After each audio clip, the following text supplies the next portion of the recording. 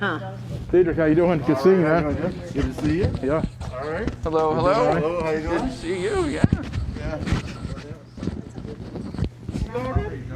I'm ready. Ready as ever. Let's get a little bit of rustling on yours. It's probably, I'm guessing it's because the necklace is right by it.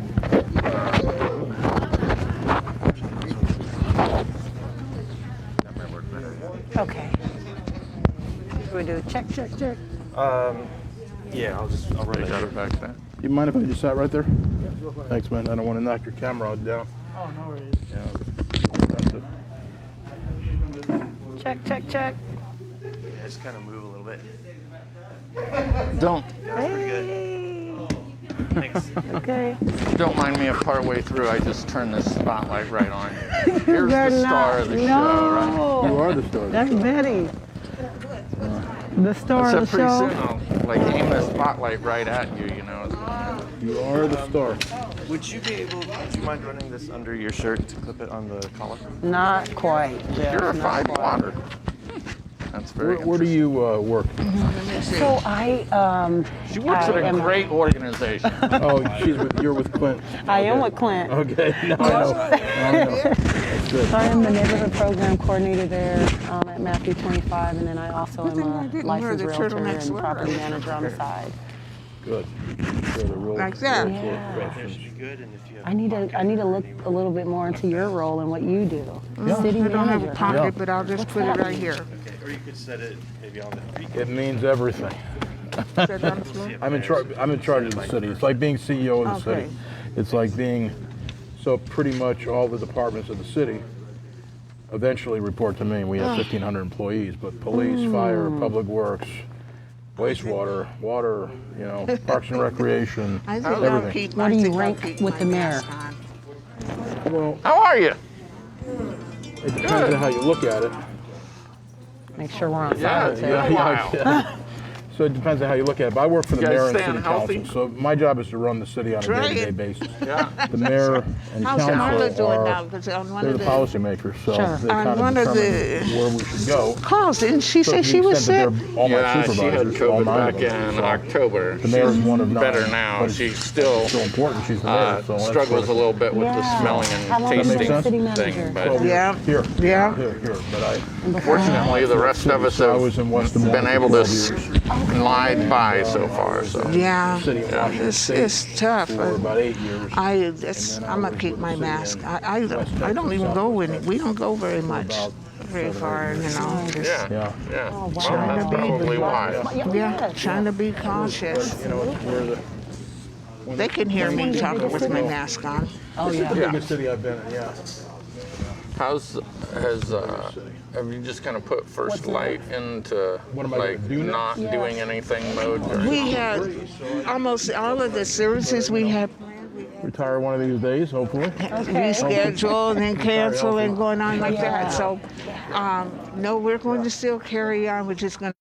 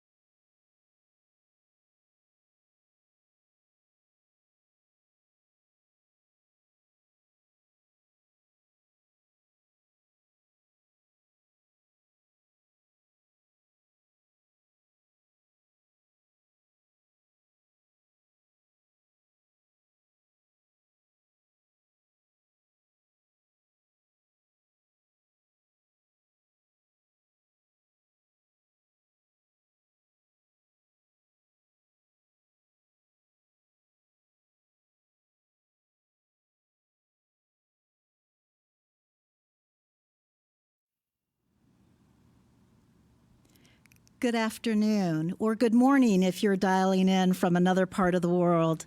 My name is Ann Carter, and I'm so pleased that you have chosen to join us today. I am coming to you live from the African American Museum of Iowa here in Cedar Rapids, Iowa. Thank you for joining us for our Dr. Martin Luther King Jr. Day celebration. Our program this year is themed Redlined and Sidelined, Histories of Housing, Hoping for Home. And as some of you know, this theme ties into an exhibit that is taking place here at the museum called Mapping Exclusion. And what we wanted to do today is explore redlining, both what it has meant in a historical sense and what impacts are today and where do we go from here. Before I introduce our panelists, I want to acknowledge St. Paul's United Methodist Church, who is hosting this event today, with special thanks to, again, the African American Museum of Iowa, the Cedar Rapids Public Library, the Iowa City Public Library, and the Cedar Rapids Civil Rights Commission. And there's been quite a collaborative effort in planning today, and I also want to acknowledge those partners: Coe College, Mount Mercy University, First Light Christian Fellowship, Mount Zion Missionary Baptist Church, and the NAACP. Joining me today are four panelists here, and I'm really pleased to be able to introduce you to them. First is Tonyamarie Adams, and Tanya serves as Neighborhood Building Coordinator for Matthew 25. She is also an entrepreneur, a licensed realtor in Iowa, and she is active in ministry. She is a new homeowner who undertook a major building project and rehabilitation and has been successfully, that's her word, successfully raising, wait for it, 7 children.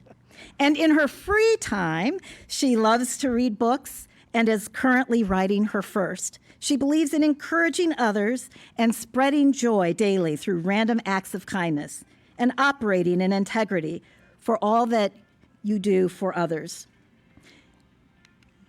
Our next panelist is Betty E. Johnson. And Betty was raised in Cedar Rapids, attending Taylor, Roosevelt, and Jefferson High School.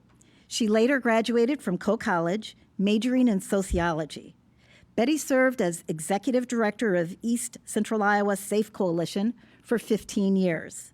In 1996, she and her husband, Reverend Rufus Johnson, co-founded First Light Christian Fellowship, a ministry of racial reconciliation. First Light is a statewide ministry whose mission is to address the health and economic disparities of the underserved through collaborative outreach programs.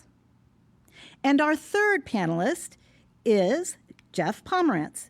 Jeff became the city manager for the city of Cedar Rapids on September 20th, 2010. During his 35-plus-year career, he has served as city manager for 3 other cities: West Des Moines, Iowa, Port Angeles, Washington, and Del Rio, Texas. He currently serves as board president for the Center for Public Safety Excellence and has served as executive board member for the Iowa League of Cities and board president for the Iowa City Management Association, chair of the State of Iowa's iJobs Board, and adjunct professor for the Master of Public Administration program at Drake University. Jeff received a Bachelor of Arts in Political Science from the Rochester Institute of Technology and a Master's of Public Administration from the University of Alabama. He also attended the Senior Executive in State and Local Government program at Harvard University, John F. Kennedy School of Government. And our fourth and final panelist for today is Clint Twedt-Ball. Clint is the founder and executive director of Matthew 25. His background includes community organizing, asset-based community development, and pastoral work in the United Methodist Church.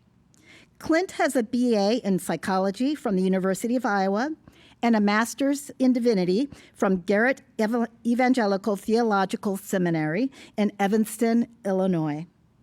Clint and his brother founded Matthew 25 in 2006, with an asset-based community development model of revitalizing neighborhoods. Matthew 25 has grown from an organization with 2 part-time employees and an annual budget of $39,000 to 18 employees and an annual budget of more than $3 million. Matthew 25 has invested more than $12 million in economically disadvantaged neighborhoods.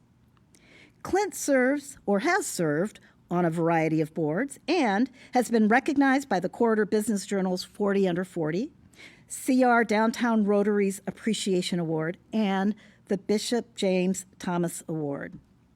Again, I'd like to ask you to join me in welcoming all of our panelists. And I want to remind you, since this event is live streamed, please feel free to put questions, comments in the chat. We look forward to hearing from you. And if you have a question that you would like that I present to the panelists, I would be happy to accommodate that request. So we're going to set the stage here for the program. And redlining, perhaps it's a term that you've heard before. Perhaps this is new for you. Again, our theme today is redlined and sidelined, histories of housing, hoping for home. So let's start with what is redlining. I like to go to the dictionary, so I went to Oxford Dictionary. Redlining, to refuse a loan or insurance to someone because they live in an area deemed to be a poor financial risk. The Homeowners Loan Corp was established in 1933 as part of the New Deal. And HOLC produced color-coded maps in more than 200 cities and towns to rank loan risk. And that's what the mapping exclusion exhibit is all about. You can literally see maps from cities around the state of Iowa where these maps were created back in the 1930s. Between 1934 and 1962, the FHA and then later the VA financed more than $120 billion, that's billion with a B, in new housing. 98% of this money went to white homeowners. And as you might guess, the population of what we would now call people of color was certainly more than 2%. So that sets the backdrop for our conversation today. And we're going to invite some conversation now with our panelists. And I presented a fairly simplistic definition, if you will, of redlining. And so I'd like to ask our panelists to add to that definition to help our audience understand the government-sanctioned practice. And I should note, what I presented on the slide a couple seconds ago is a program that started in the 1930s. It was government-sanctioned. We also know that while that is no longer legal, there are practices that still keep homeowners from having equal access to affordable, to quality housing. So who would like to start us off and build out? Jeff, our city manager. Thank you, Jeff. Thank you very much. And I did my own research as well. Some of it is similar to yours. But from my knowledge and research, the term redlining has come to mean racial discrimination of any kind in housing. It comes from government maps, as you said, Ann, that outlined areas where black residents and others lived and were deemed risky borrowers. In recent years, it's probably most important to say that the term redlining has become shorthand for many kinds of historic-based exclusionary tactics, all of which have contributed to the racial segregation, racial issues, systemic issues that have shaped the way America looks today. So there's no question, that as we look at our community, could we go to a redlining map and find that this practice exists today? No. In general, we could not. But the impact of redlining, as well as other kinds of systemic racist issues still shapes what we do every single day. And obviously that's why we're here today, but this is something that we need to continue to work on eradicating in our community and in our country. Thank you. Who would like to chime in? I totally agree. There's not really, redlining maps per se that are prevalent, but as a licensed realtor and as a Black woman and homeowner, now I can definitely see that there has been still, racial disparity right here in my city of Cedar Rapids that can otherwise, be eradicated. And although we have tried to make strides to fix that, it's still big, it's still major.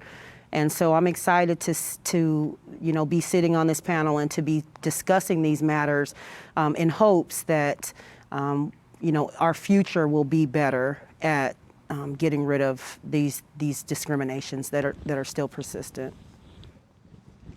Yeah, I think it's important to put this in context in terms of how it actually worked, right? If you looked at a map, they would literally put lines on certain neighborhoods that were red that said, this is not a place where you want to give loans, it's not a place where you want to insure housing. So, if you picture that in the contemporary context, imagine you're like looking at your GPS and you're cruising along going into a neighborhood and all of a sudden it lights up and says, this is a neighborhood you don't want to be in, this is a neighborhood that's not safe, all these things that came with that. And imagine how that feels if you live in that neighborhood and you know that that's how you're defined by certain powerful interests in the community. So I think it's really important that we also think about, 1969 when this kind of stopped, 1960s, that's not very long ago. That's billions of dollars that went towards whites that didn't go towards blacks or others just a generation or two ago. So it will have a long impact, and we need to look at ways we can improve on that. My husband and I began to be homeowners. We bought our first home in the late 60s, and we had this vision of the American dream, and it did not materialize as we were sent over by a realtor to a certain area. We paid a little more for it. Our insurance policy was not sufficient. I mean, you pay and you don't win. It's a no-win situation. You referred to, Clint, I think it was you who referred to literally the lines that were drawn on these maps. They were color-coded and had 4 designations, A, B, C, and D, with A being the most desirable and D being the most risky. With each map is a narrative, if you will, or a key that provides a description to each area. And there's something funky about the Cedar Rapids map. It never quite made it to the official publication process that Waterloo did and Des Moines and some of the others. However, we do have a preliminary version, and by preliminary just meaning it's not the final version by HOLC. But I want to read to you a few of these descriptions. So here's an example from an A section. Populated by well-to-do class of people with homes averaging 5 to 15 single, small, equally divided, all attractive and substantial. Approximately 50% brick and 50% frame construction. In very good condition, none over 10 years old, well-maintained, averaging in age 5 years. Average rent, anybody care to guess? $50 to $75 a month. That's the A category. And for B, here's an example. Solidly built with homes during the past 30 years of approximate value $3,000 to $5,000. 5 to 7 room frame, good shape, good class of people, homeowners. Shrinkage in value approximately 15% since 1929.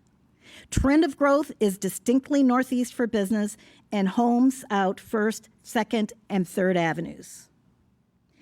And for an area in a C section, small ordinary cottages and subdivisions, 8 years old, $1,500 average, frame, 5 and 6 room, no sewer, getting better in value, good condition, average rental, $12 to $15 per month. And then an example from D. Small homes of 5 and 6 rooms, value $1,500 to $3,500.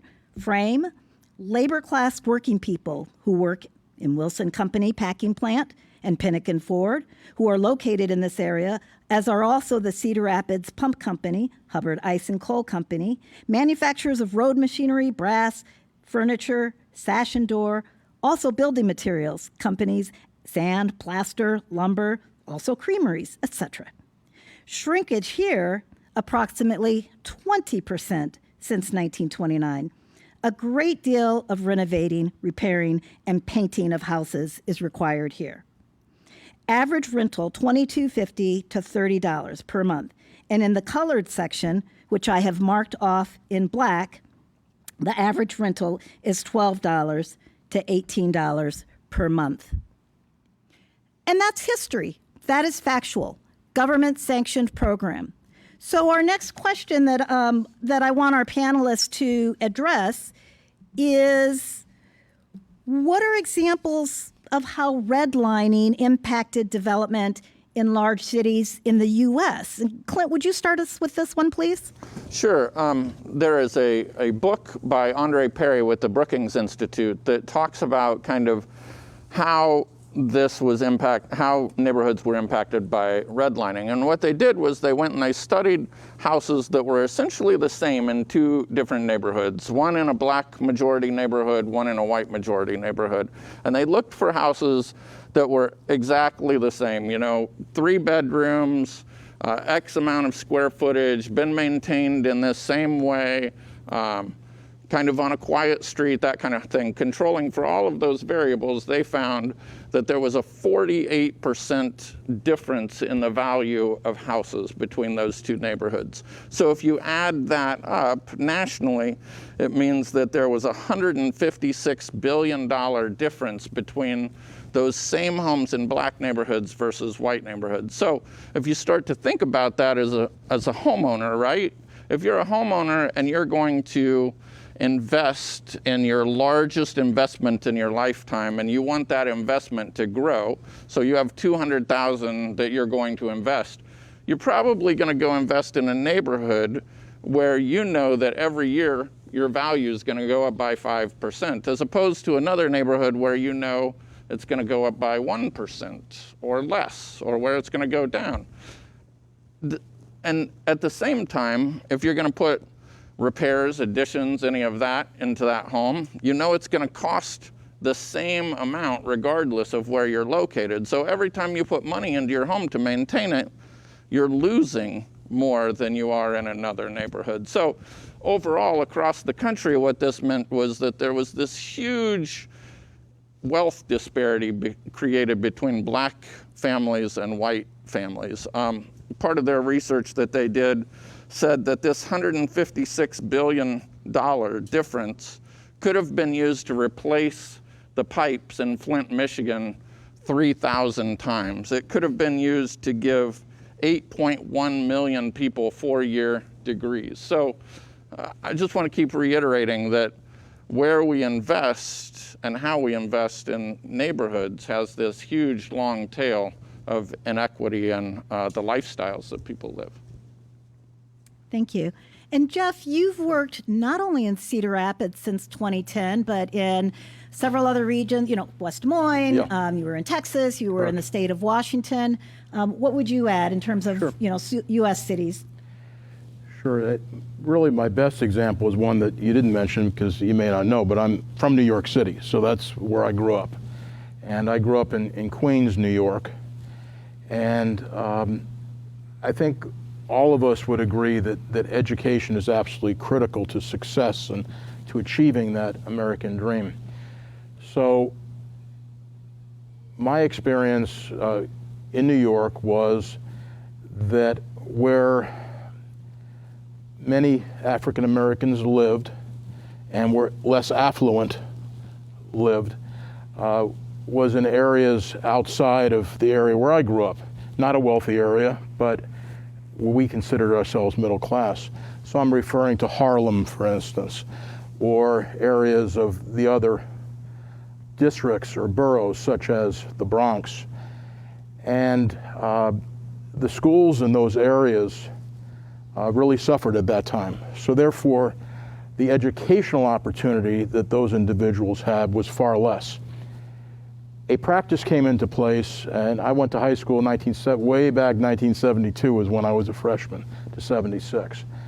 And busing was a big issue at that time. So kids from Harlem, kids from the Bronx, areas of Brooklyn would come to my high school and a number of the other high schools, and they were bussed in every single day. And it was a long, long trip, and it was outside of their neighborhood. And there was a sincere effort, I believe, to bring education to those kids coming from other places. But it wasn't their home. It wasn't where they grew up. It wasn't where their families were. And so there were some challenges in that educational system. And I can remember walking home from school one day and kind of just an innocent kid going out for a piece of pizza after school. And there were some kids throwing rocks at one of those buses. And I just remember that, so extremely as just such a negative kind of experience, seeing those kids from other places with rocks being thrown at their bus. And that wasn't the way it was every day, but it was an issue. So my point is, I think that in order to achieve in our society, in general, you need to have that education, and we all believe in that. And I think that kids from those more concentrated areas of minorities in those days really suffered from an educational perspective. And that has, just as redlining does, that has a direct impact on where we are today and where African Americans are and other people of color that have struggled throughout American history. So I just think that redlining has many different ways of impacting individuals and ways of impacting people and society, and the educational system is just one example. Thank you. That's actually a great segue to the next question, which is to think about the impact that historical redlining had on our own community, Cedar Rapids or the greater Cedar Rapids area. And Jeff, and Clint, you've very clearly made that connection. We're not really just talking about housing here. Right. We're really talking about housing and education, housing and economic opportunities. So I'd like to hear really from all of our panelists, what are examples of the impact of redlining in greater Cedar Rapids and even throughout Iowa? And Tonyamarie, I'm going to ask you to start us off. Yeah, so the we use it past tense on the effects that it has had, but honestly, to me it's the effects that it's having. If you've ever bought a home or you've ever worked with a realtor or known anything about real estate, you always hear the term location, location, location, right? Like that's the biggest thing. Well, that is pretty much using the same kind of statements that are steering our people into the neighborhoods that they need, that they should be in, right? That people feel like they should be in. The description that you read as far as like A, B, C, D, I think that's wonderful, right? Like that will pinpoint a neighborhood. But I think the problem comes into play where We are spending so much money on the white neighborhoods. We're spending so many funds on building new facilities and new buildings and new apartments instead of going into these black neighborhoods and these minorities and these rundown neighborhoods and actually expanding, on what they have going on, and really trying to bring the neighborhood up as a whole. With me being, a new homeowner, I was redlined personally. When I went for funding and I went for grants, I couldn't get funding from 8 different banks. When I told them the location of the home, which is on the northeast side of Cedar Rapids, I lost so much confidence in these people that nobody wanted to loan me the money. It is a rundown, I guess maybe not rundown, but it's a lower part of town, right? Financially wise and those things. And so I was able to see what I thought maybe was discrimination. But I think that if we, as a community will have an attitude to say, okay, we know that these are the worser parts of town, and we know that these people need help. That's where I want to be. That's where I want to focus on. That's what I want to rebuild. And that's why I stand behind my organization with Matthew 25, because that's exactly what we're driving to do, is to find these neighborhoods, tailor, time check, these lower parts of the neighborhood, hopefully moving into Mountain View, but seeing the disparity and seeing the problems in these neighborhoods and really pouring our resources into that. I think that's what's really going to change our community and change the way that we can refocus and everything, because I didn't want a home in Bowman Woods. I wanted a home in Wellington Heights or Mountain View. That way I could bring it up. And if one person does a little bit and then, it spreads to the rest of the neighborhood, that's how we're going to get better. Thank you, Tonyamarie. Now, you shared a little bit about your personal experience in terms of securing financing for your home. I think when I read your bio, you are also a licensed realtor in Iowa. So you bring to this conversation that perspective as well as the work that you do at Matthew 25. Do you want to add anything now? I know we're going to come back to this again later, but there was a question, just to be fair, in the chat that said, how have realtors and banks played a negative or positive role in redlining? Oh, absolutely. I see it all the time. And I have yet to find a lender that is of minority descent. Not that maybe would play. I think that wouldn't matter. That wouldn't be 100%. But somebody of African descent can obviously relate more to African descent, right? And so a lot of these lenders are not still even today are not giving the same loans and the same quality of loans to African Americans. I like to call myself the distressed home regenerator, because there's a lot of realtors that don't want to work with people with lower credit. They don't want to work with these people. Some people need education for a year before they can even buy. And so, there's a gap there. Where are the realtors and where are the loan officers that are willing to take these people underway and say, hey, your credit's a 420 this year, but these are the building blocks that we're going to set in place for you to build. That way you can become, one of the 30%, and that number of black home ownership can grow.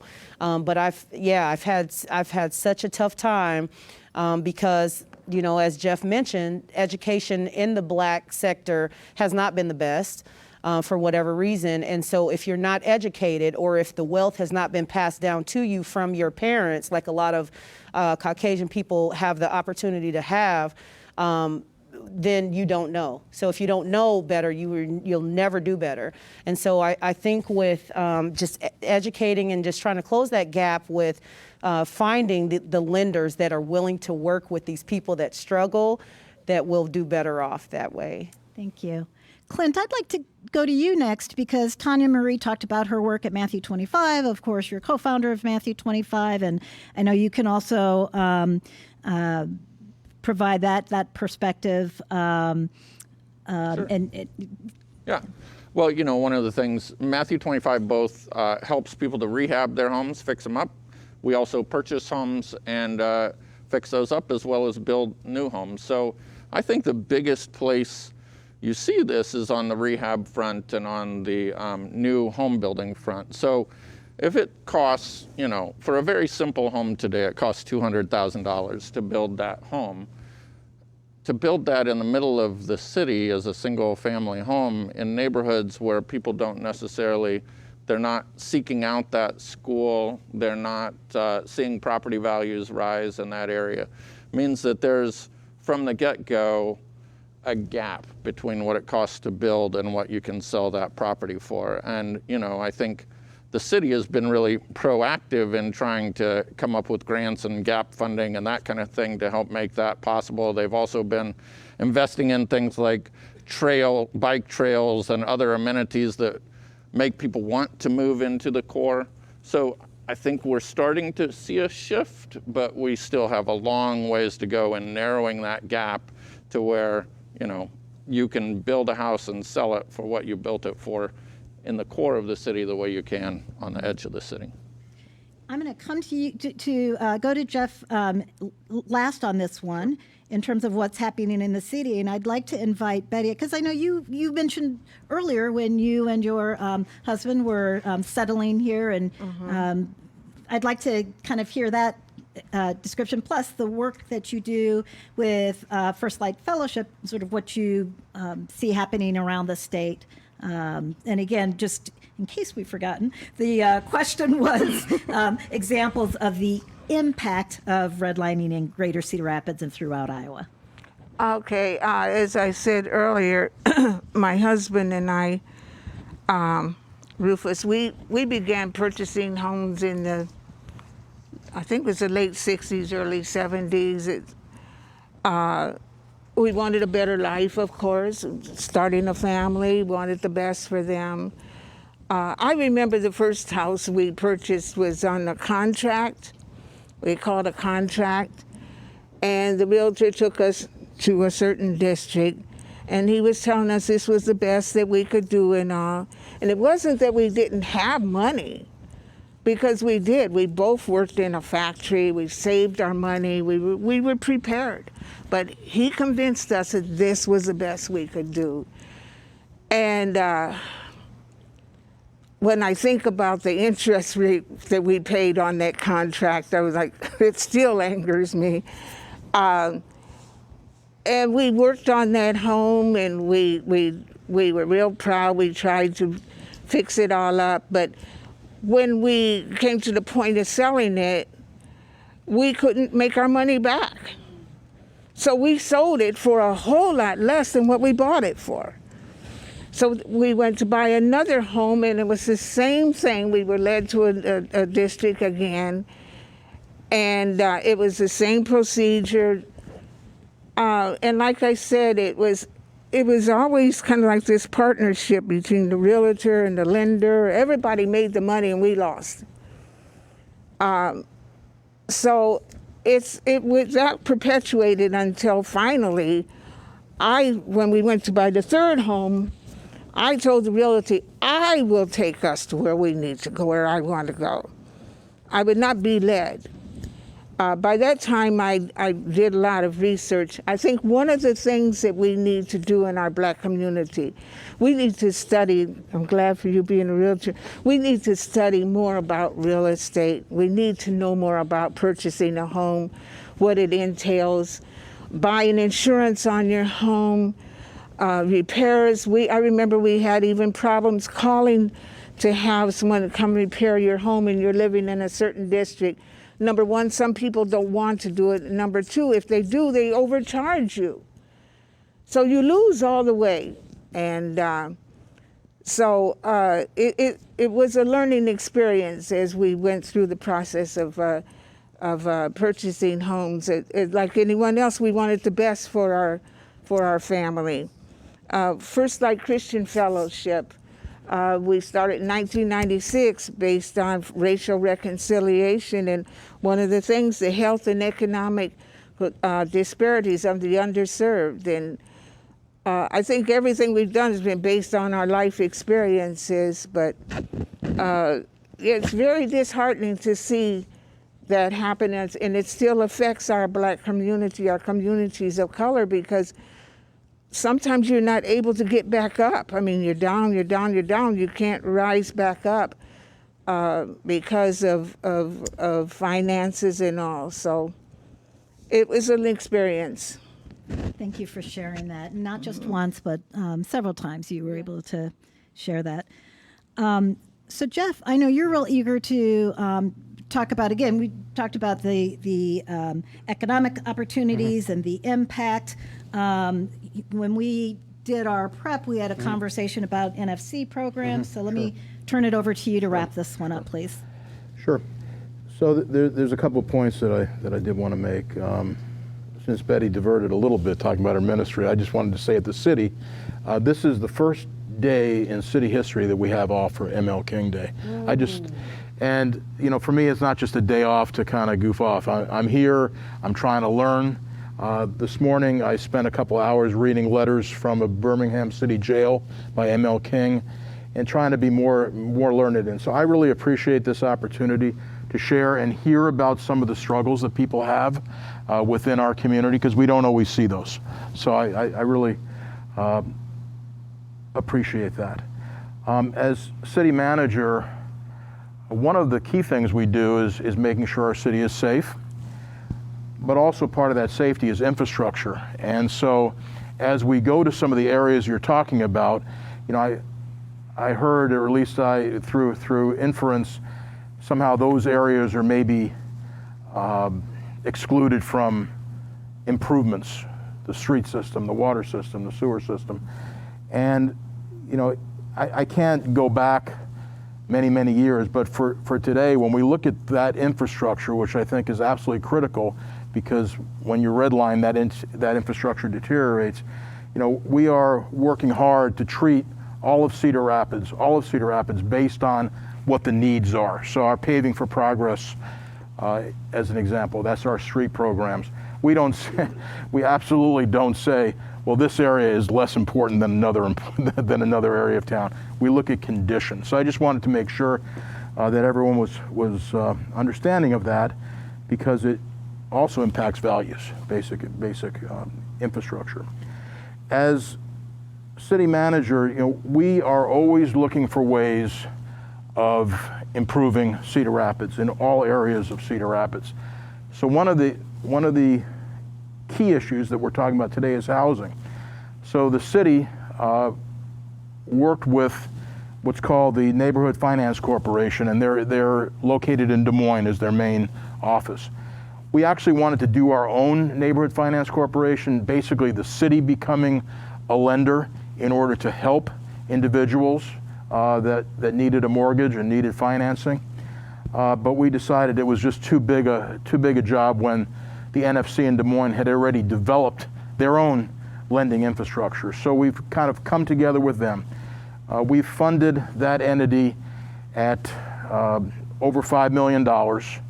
And the whole goal and objective of NFC is to loan dollars to individuals and make sure those dollars reach a number of core areas that we're talking about today.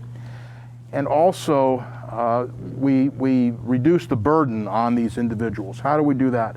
Well, the $5 million that the taxpayers put into this program helps with down payment assistance. So that $200,000 home that Clint mentioned, or whatever the amount is, you can get a substantial down payment funded through NFC. So this NFC is one example, and I think it can be very effective. We've certainly loaned dollars to a number of individuals who are very much in need of those dollars. What is missing, and I ask about quite a bit, so I want to have a frank conversation. I have said, how many people of color, how many African Americans, how many others of color that we have in our community have actually applied and received NFC funding? And there have been some, but the number is very low. So this is one example, but what's really most important from, I think, the discussion today is how do we properly and effectively engage the Bettys and the Tonyamaries and the Rufuses and in order that our programs can help, because we do not discriminate in our programs. They are there. They can be very, very beneficial, but somehow we're not reaching the right population. And I think whatever programs you've got, that they need to be able to be used by the people they're targeted to. So we need to have that further discussion outside of this boundary. Maybe Ann, you can help us with that, because I think that engagement is highly critical. So we help those we want to help. Well, you're actually addressing a comment and a question that have been put on the chat, which is, how do people find out about these programs? Certainly by going to the city page would probably be the short obvious answer to that question. I was going to say that. You're right. But it's not just posting it on a website, as you've acknowledged, and then that you've got to build a little bit more than a website and get people to come. There have been some other comments in the chat. I'll throw out ideas in case you want to comment on any of these. Neighborhood associations might be a way to do that.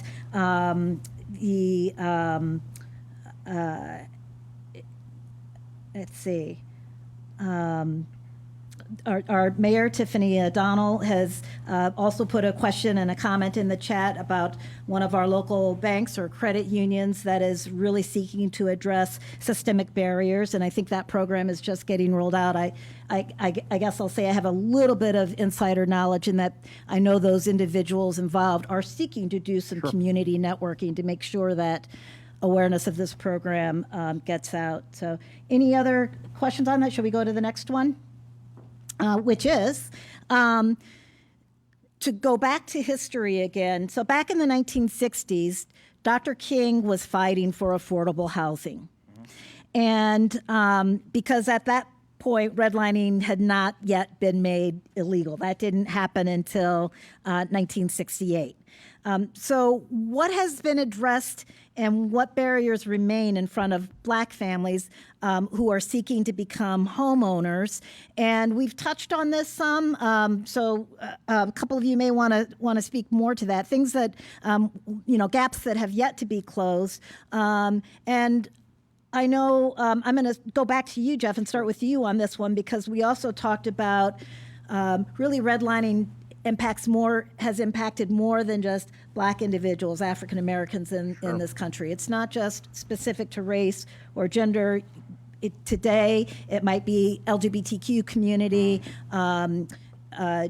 in our own city and elsewhere. We talked about immigrant communities that are newly coming into Cedar Rapids, or maybe even already established here. But what are some barriers that you see remaining here in Cedar Rapids, Jeff? First of all, I just mentioned a basic thing. If someone feels like they're being discriminated against, they can certainly contact their city officials, and our names are on our website.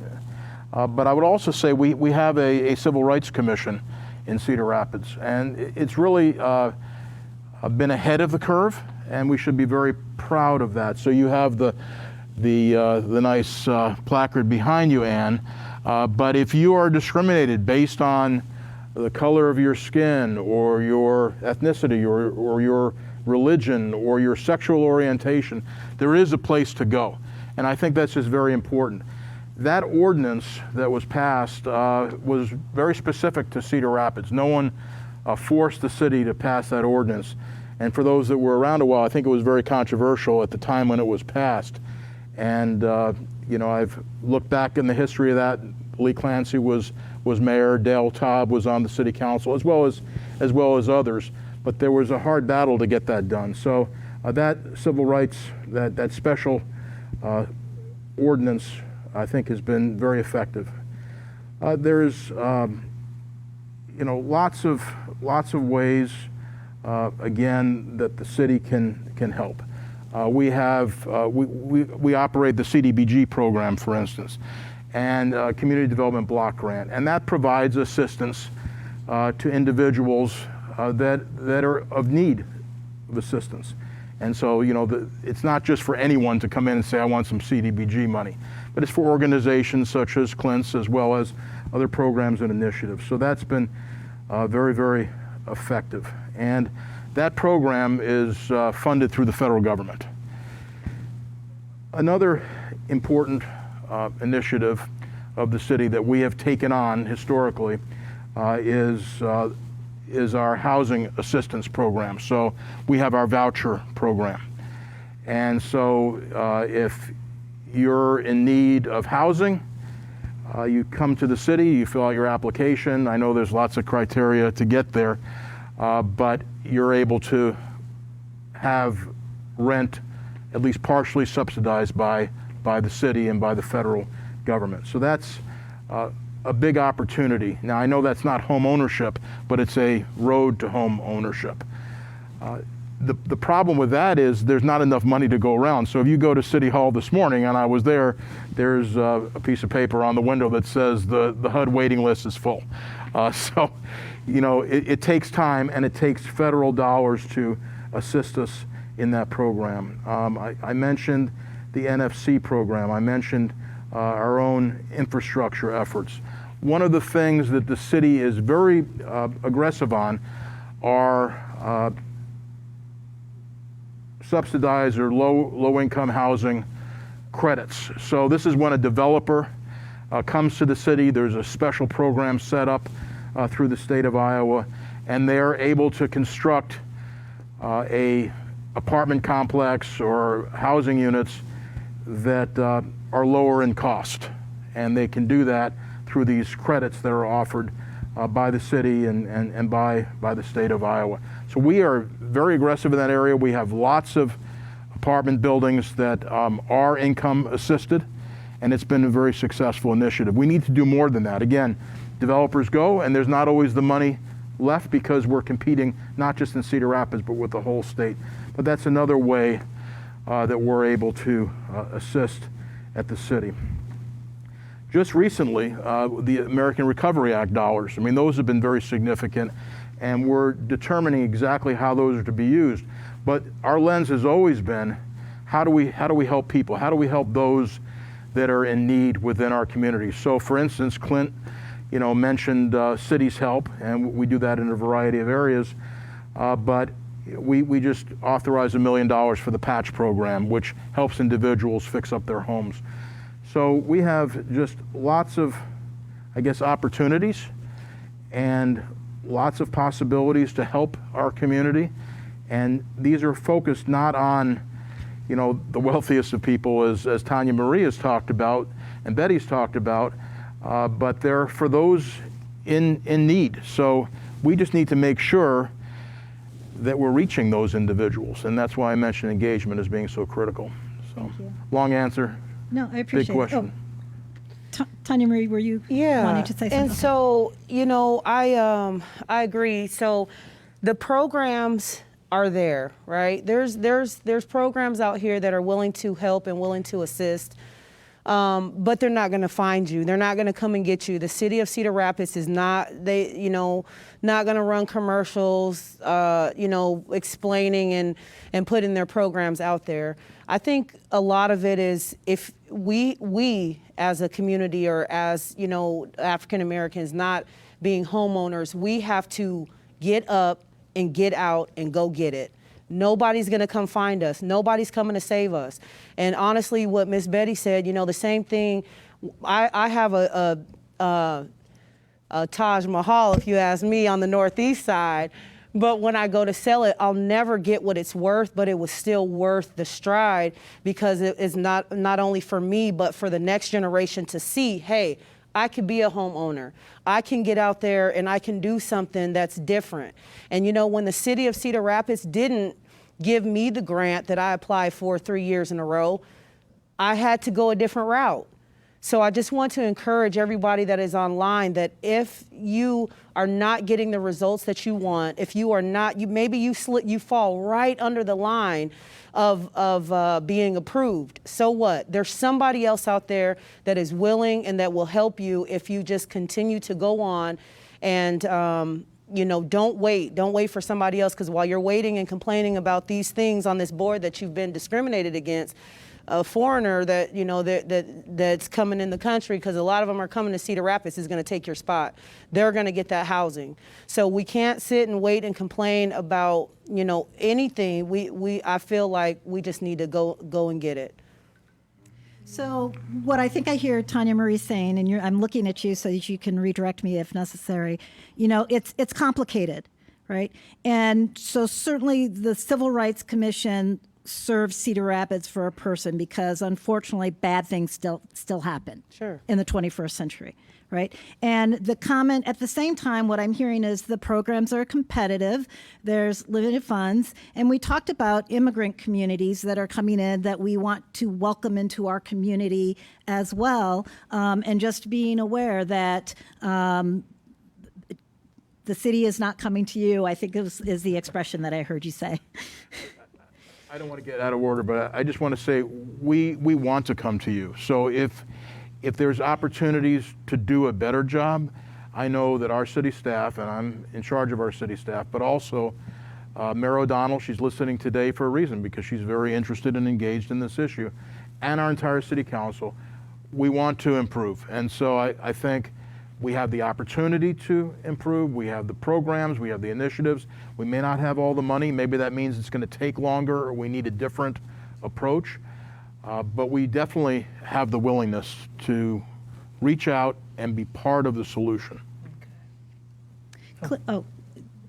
Awareness. Go ahead, and then I'm going to come to you, Clint. Okay. It's so important to raise the awareness, keep the awareness out there.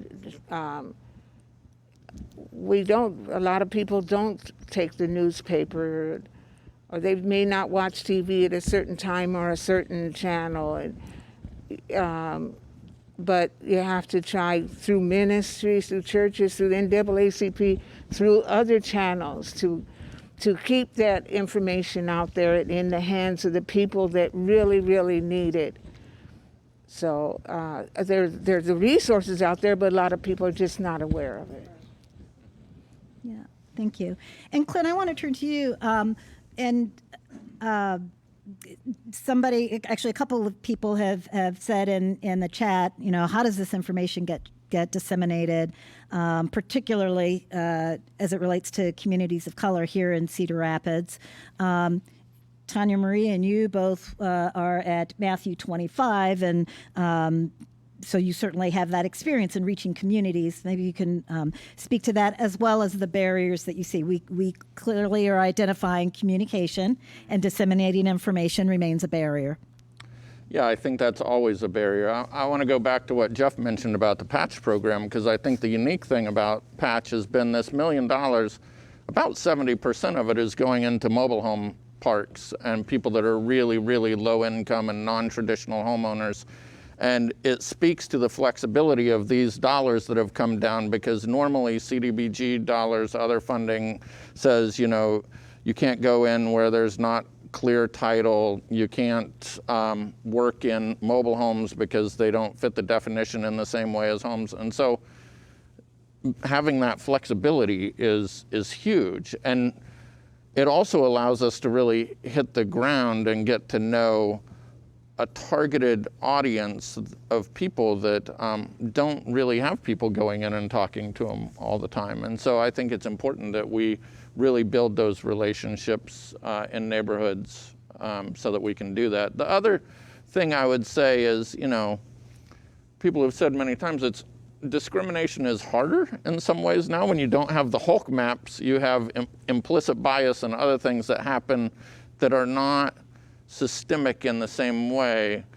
Maybe it's a lender that when you walk in the door and you're a person of color, they say, they have a certain bias. Maybe it's a realtor. When we were coming down from Minneapolis to buy a home in Cedar Rapids, a couple of realtors said, here's where you want to be, here's where you don't want to be, and so it's those entities that steer people certain directions. But there also, the final thing I would add is that there are still systemic areas of discrimination also. There's a recent study that showed that, these algorithms that have been built by lenders that say who should and shouldn't get home ownership lending are biased in part because they're written by well-educated white people that just, not in a malicious way, but just because of their perspective, put together algorithms that favored homeowners who were white in getting homes over homeowners who were black. I have the numbers here. I think it was, so while 40% more, Latinx people were 40% more likely to get denied. Asian Pacific Islanders were 50% more likely than whites. Native Americans, 70% more, and black applicants were 80% more likely to get denied, just because of how an algorithm is set up. So it's a both and thing that we need to check our own biases, think about me and what I can do differently, but also continue to root out that systemic injustice. Thank you. I think, Jeff, you have more to I want add? to cut Betty off if she's got, no, okay, great. We talk about city programs and initiatives, so I don't know if that's kind of in the wrap up, or there's a couple of programs I did want to mention because they have to do with something that's absolutely critical that we have not mentioned today, and that's jobs. And so, part of... Are you watching the chat, Jeff? No. Oh, okay. Yeah, I'm Somebody asked about too busy trying to think about what I'm going to talk about to listen to the chat. Oh, go ahead. See, so, we have a number of initiatives that are geared to African Americans and people of color. And so I just wanted to put in a plug for those. And one of those is Urban Dreams. And so what Urban Dreams does, and it's managed by Isaiah Knox, who's from Des Moines. I got to know him. And originally Wayne Ford, Betty and Rufus probably remember Wayne Ford in Des Moines. But Isaiah and his aunt is from Cedar Rapids. But it's really about going to employers and finding jobs for the younger people. And the jobs are out there, and it's amazing how much success they've had. And these are mostly African American young people. It's amazing how much success they've had in finding jobs for young people. And those jobs create opportunities. I mean, they may not be the best at the beginning, some are, but it's a place to start. So that's Urban Dreams. Then LBA, everybody knows LBA, Al O'Bannon, but the city also funds that. And Al has some similar programs, but also a real effort to work with young people to bring about a relationship between the young person and law enforcement. That's one of the initiatives. But if you can establish that early, and if you can have role models and mentors, that has been a very, very successful initiative. And then one other initiative that, Ann, you're more familiar with than really I am, and that's GBI. And it's a anti-violence initiative. And when we talk about engagement, so we know that kids get in trouble. And sometimes it involves some pretty significant issues of drugs or worse. And so we want to keep kids out of trouble from the beginning, and we want to work with their families as well. So this is the GBI initiative is something that was really put together by a gentleman by the name of David Kennedy from New York, and it's been very successful across the country. And I believe it's off to a very good start in Cedar Rapids. And it's not just about the city. The county's very much involved, the Community Foundation.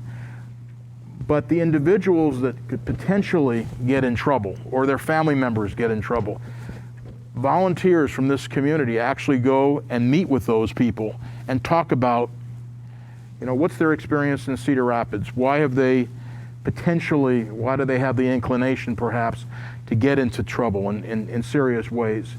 How can the community help? What do you need in order to stay out of trouble? Because no one wants to see people arrested or put in jail. In order to stay out of trouble, what are the resources that you need? Do you need a job? What other kinds of help can the community give you?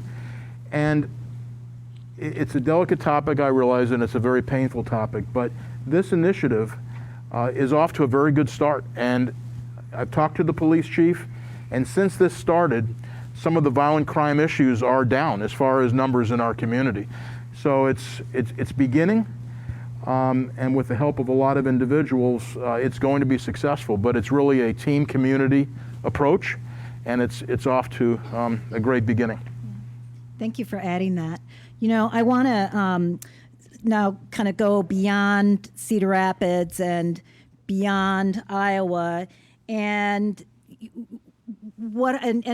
hear from the panelists what are some things that are happening in other communities. So, you know, we know, and I think we've said today, research has shown that owning a home is the biggest factor in wealth building in the U.S.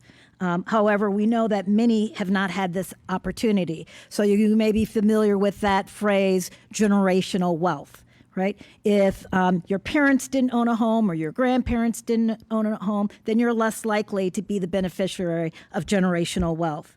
And we know that there are some finance-based solutions that have been developed and implemented in more recent years. And we've had a few people mention in the chat some examples. Evanston came up, which is a community that is preparing to pay reparations to African-American citizens. Could I start with you, Clint, on this one, maybe just examples in other communities? Sure. Yeah, I think Evanston's a great example. So that's where I went to grad school and seminary, and Evanston's very much this community where the north half of Evanston is very affluent, north of Northwestern University, and the southern half has traditionally been the black community that's really struggled. And so Evanston decided that when they looked at these Hulk maps and they looked at the history of redlining, they said, you know, between 1919 and 1969, there was discrimination that happened to black residents throughout our community. And so we're going to put a program in place that helps the black community to have home ownership opportunities. And so they seeded this fund with $400,000. Their goal is $1 million each year. And they say anyone that was of African descent that lived in their community between 1919 and 1969 automatically gets $25,000 that they're eligible for to go towards housing assistance, whether it's home repairs, purchasing a house, down payment assistance, a variety of other things. Or anyone that came along after that but can point to housing discrimination that happened from the city can also be eligible for those funds. And so, you know, their black mayor has been very clear in saying this, when we think reparations, we shouldn't think of this as being holistic reparations. It's not enough, but it's a start. And they're working really hard to see this as a way for the community to build wealth. And so, you know, if you look at Evanston, for example, it's a community of about 80,000 people. 18% of that community is black. And so it's a relatively small number that are going to be eligible for this. But if you look at Cedar Rapids, a community of 132,000, and 6% or less are black, it would be an even smaller number of people that would be eligible for this program. But whether it's that or other things, I mean, I just think that there are tools that we need to continue to look at and be thoughtful about that could impact our community in a positive way. So. Thank you. So, Tonyamarie, I believe you mentioned this statistic earlier that in Cedar Rapids, we mirror the state of Iowa, and less than 30% people of color own their own homes. So this question, and this is our next to last question, other than a few more comments that are in the chat. What do you see, for the panelists, what do you see as key priorities for Cedar Rapids to achieve housing equity in the coming decade? And who would like to start with that one? Well, just be glad you don't live in Waterloo. It's even worse there. But no, I think we're making strides and making efforts, and it's times and moments as these coming together and actually just having a meeting of the minds to try to figure out what it is that we really need as a community to grow. And so I think a lot of, some of the programs that Mr. Pomerantz mentioned, I didn't even know about. And so I think just education and awareness, and if you know somebody that is maybe eligible or struggling, share this with them. A lot of conversations are sometimes negative in the sense of where we've gone wrong, right? How much discrimination and things have happened in our future with Dr. Martin Luther King Jr. and so many others before and after him. But going forward, I know I'm going to be able to check myself and say, you know what, there's good stuff going on as well. And how can we make sure that the future for our youth, for our Black youth and for our white youth and just youth alike are going to be better, right?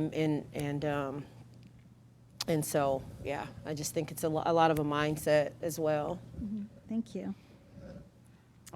I was just going to say, a panel like this is very valuable for me, and I hope for everyone, because we're really speaking about real issues, and we need to have these conversations more in the future. As city manager, I certainly am not claiming to be able to solve every problem, but we have the tools, and we have the willingness and the desire, and if one solution doesn't work, then we need to look for another solution. And we just need to keep going until we really bring all of Cedar Rapids together where we want it. And Dr. King, as I said, I spent a little time this morning reading Dr. King's works, and he said that justice anywhere is a threat to justice everywhere. And I meant injustice. Injustice anywhere is a threat to justice everywhere.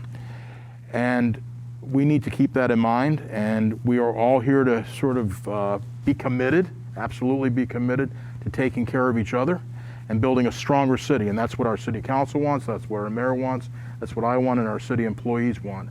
We need a better Cedar Rapids, and I think we have every opportunity, if we keep talking to each other, to improve CR. Clint and Betty, I want to ask you also, what do you see as key priorities for Cedar Rapids to achieve housing equity in the coming decade? Well, I was just thinking, maybe of course, like I'm saying, keeping the education, the awareness going, maybe forming some kind of think tanks or task forces or something to address the issue and to keep that ongoing, to keep that in the forefront. I really have enjoyed I've learned a lot hearing Jeff talk about what's available, and I love what Evanston is doing. Look at some of these models of what some of the other cities are doing and bring more to this community. There are more people that would love to have a home and would keep that home up, and they deserve to make a profit off that home, or never to do like us, to sell it for less than what you purchased it for. I mean, we need to keep it going. That education, that awareness is so paramount. I think sometimes we look and we hear and we say, okay, but we're doing that. We have a housing commission, or we have another group that's looking at these issues, but it's pretty obvious for a long time in American society, but also in Cedar Rapids, we're not listening to the right issues and taking the right kinds of action. Improvements have been made, but there's a long way to go, and we need to keep talking to each other. Thank you. Yeah, I think that's exactly correct. I mean, I've had the misfortune in some ways and good fortune in my career in Cedar Rapids to be part of 3 different disasters and helping to recover from them. And it's amazing to watch how this city comes together. We're an incredibly caring community. We care deeply, but we also kind of have that Iowa nice thing going sometimes, that we don't necessarily always want to talk about the uncomfortable issues, the disparities in our community. And so I'm so appreciative of this discussion and people that are watching. I think we have to be willing to just engage in those issues deeply and honestly and study what the rest of the nation is doing. Where can we find those thought leaders that will kind of propel us forward, and what can we borrow that could be used here in Cedar Rapids to make us even better. You know, Jeff talked about, we have a lot of jobs available in this community. We need workers, so we need to create ways that people outside Cedar Rapids look at us and say, that's the place where I want to be, because they want everybody to be part of the community and have success. So if we can do that, I think we'd be a shining star. So I want to go to what we prepared as our last question, and there actually is still some more questions in the chat. A couple of them actually relate to this, and so this is, hopefully you prepared for this one. The question is, how can the community be part of the solution? So we've heard a lot today about, you know, organizations like, ministries like First Light Christian Fellowship, and nonprofits, organizations like Matthew 25 and the City of Cedar Rapids, and City of Cedar Rapids working with other organizations and partners. But I did ask each panelist to provide a couple suggestions about how the community can be part of the solution. Who wants to start? I guess I'll, All right, Jeff, thank you. yeah, I'm only going to do one because I know That's I talk fine. a long time. That's But we've already discussed this, but I think, first of all, the community needs to be, as Tonyamarie has said, and Betty has also said, knowledgeable about what's out there. And so, you know, if for instance, a young person needs a job, there is an effort for that. That's the Urban Dreams effort. But, you know, call the city, let's get involved. So I think the community needs to understand the city wants to help, and the community needs to continue educating itself about the resources and the potential that's out there for the community. I think, but it's also incumbent on us, on the city, to continue working on that communication, and not just communicating but being willing to sit down as we are today and having a conversation and seeing what we can do for the future. And I think that's the bigger job, and I think government plays a key role in that. And so we need to listen more and learn, and then move things forward together. Thank you. Absolutely. I think one of the things that, as a community, that we can do, if each one could reach one, and when I say that, if there's not a youth in your life that you're mentoring, someone that is younger than you, someone that is coming up, that is going to be a part of the future, find one, get one, be a part of the Big Brothers and Sisters organizations, be a part in your ministry, in your church. Find an organization that you can volunteer for, that are where you have an opportunity to find a youth that you can educate and teach, you know, how to become a homeowner and be responsible in maintaining that, which is in turn going to better our community. Clint?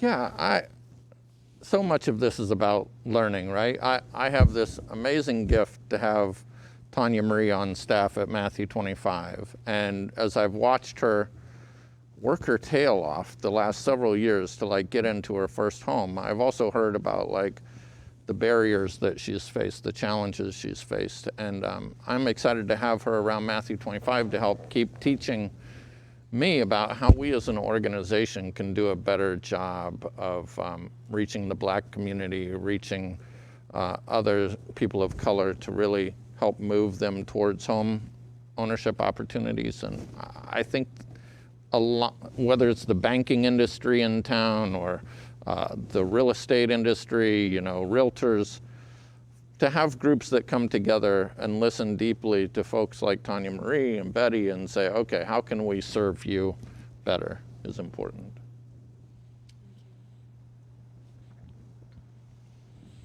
Betty, how about you? Well, I'm seeing more collaboration, more partnering to address the issues of the underserved. Communities don't prosper when they have a lot of people that are underserved, their needs are not met. You don't prosper. You prosper more if you help them. Then you become a better community. And I think a lot of communities haven't seen that yet. They don't understand it. They don't see the full picture. I see the full picture of it. So more collaboration, more partnering, more forming groups, more addressing these issues that are holding people back. If people want to do better, help them do better. We have so many resources out here that are just being wasted, really, not used at all. So I feel passionate about it. It's just, it has to happen. Like I said, if we want to be a great community, then help everyone else get there. And then we say, wow, look at who we are. Look at what we've accomplished together. Yeah, thank you.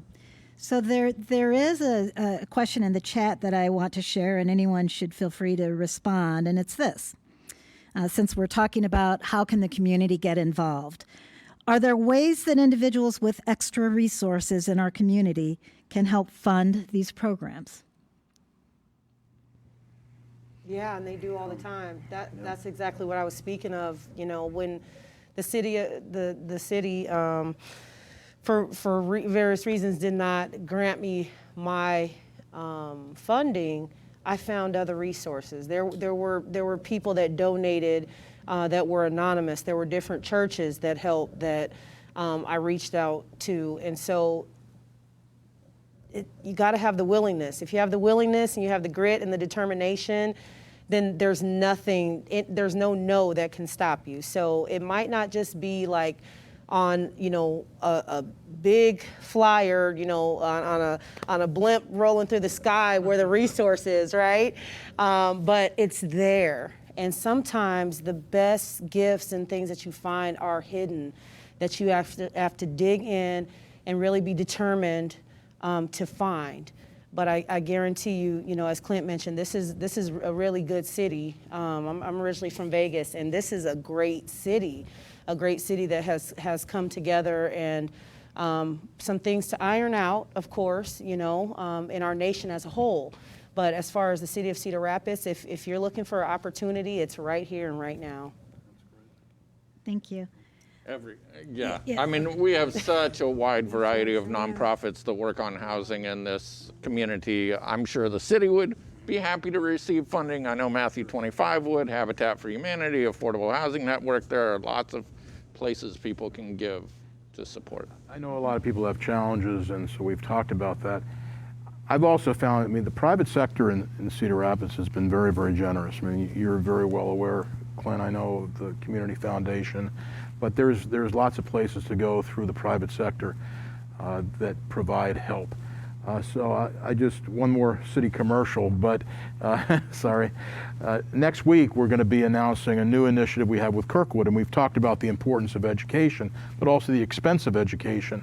And often, you just can't afford to go to college in certain communities. So we are taking some of the American Recovery Act. These are the dollars that were recently approved, and we're going to be dedicating well over $1 million to Kirkwood to help with scholarships for Cedar Rapidians, and those scholarships will be dollars to assist and supplement the costs of community college education in Cedar Rapids. Now, we don't have enough money to do that forever, so we have 2 years of funding, and we are then going to be turning to the community, to the private sector, and say, okay, we got this program going, it's successful, lots of kids are getting basically a free community college education. It's not just us, but all these other layers of assistance through grants, and we need to continue that. But that's an exciting initiative. And again, I think we talked about redlining and improving oneself and one's financial situation, but education is key, and this is going to be a very positive initiative that we'll be announcing soon. Thank you. Yeah. Did we hear it first? You heard it first. Hey, Yes. that's exciting. You heard it first, yes. Well, I'll tell you, I wanted to end with that question because again, we were speaking about community, and Martin Luther King Jr., one of the things that he certainly is known for is, the beloved community, right? And I am so grateful to our panelists today, Jeff Pomerantz, Tonyamarie Adams, Clint Twedt-Ball, and Betty Johnson for engaging in this conversation. I know there are a few more comments in the chat that we didn't get to, but I would encourage you to I'm Ann Harris Carter on Facebook. So since you're on Facebook, you can reach out to me if you have a question, or St. Paul's United Methodist Church, since they are the host of this event. I'll take that liberty. What I want to do as we're closing also is acknowledge one more person, and that is Kitty Amaya, who is with the HUD Fair Housing and Equality Opportunity Office. And she was to be a panelist with us today, a virtual panelist, but had a personal emergency yesterday and was not able to, that required her to travel, and she's not able to join us. She did participate in our preparation, however, and offered many, many nuggets of wisdom. So I'm grateful for her and grateful for the Cedar Rapids Civil Rights Commission for helping us make that connection. Again, we're coming to you live today from the African American Museum of Iowa, where Mapping Exclusion, Redlining in Iowa is the exhibit until much later this year. I heard Waterloo mentioned. I would be remiss if I didn't say Waterloo is near and dear to my heart. My grandfather was one of the first Black doctors there. My maternal grandmother was the first Black teacher. And I was in Waterloo just a few weeks ago visiting the home that we used to visit. And when you visit this exhibit, there is a whole wall-size map of Waterloo and what the actual redlining map looked like for Waterloo, as well as other communities. Thank you to the MLK planning team. There's an event this evening, the annual Who is My Neighbor Award, which is named for my parents, Dr. Percy and Lilia Harris, as well as a wonderful program. Again, we will be streaming live this evening from Sinclair Auditorium at Coe College, and the speakers will be pastors Stephanie and Keon Carter, and just a really wonderful program planned for this evening. So again, thank you to our panelists. Thank you for joining us, and I hope we'll see you again this evening. Thank you.